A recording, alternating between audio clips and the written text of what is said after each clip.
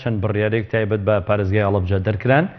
سکرتێری ئەنجومەنی وەزیرانیش نێورۆکی ئەو بڕیارانەی ئاشکرا کرد. لە یەکێک لە بڕیارەکاندا تو ئەنجومەنی وەزیران داوا لە وەزارەتی ناوخۆ دەکا ناوی پاڵێوراوانی ئەنجومەنی پارێزگای هەڵەبجەی بۆ ڕەوانە بکە.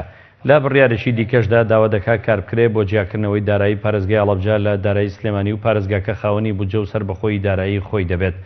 لە بڕیاری سێمیشدا ئەنجومەنی وەزیران وەزیرەکانی ڕاستپاردووە بە لێکۆڵینەوە لە کردنەوەی بەڕێوەبەرایەتیە گشتیەکان کە تا ئێستا دەست بەکار نەبوون. لە کۆتا بڕیاریشدا وەزیری ناوخۆ بە دوواداچوون بۆ ناسنامەی باری شارستانی، ڕێگەزنامە، کارتی نیشتیمانی، فۆرمی خۆراک، تابلۆی ژمارەی ئۆتۆمبیل دەکات و پەیوەندی بە وەزارەتی ناوخۆی عێراقەوە دەکا. و کات هەردوای کۆبوونەوەکە ئەنجومەنی وەزیران مەراسیمێکی تایبەتیان بۆ 29مین ساڵیادی شیمیابارانی هەڵەبجە ساز کرد.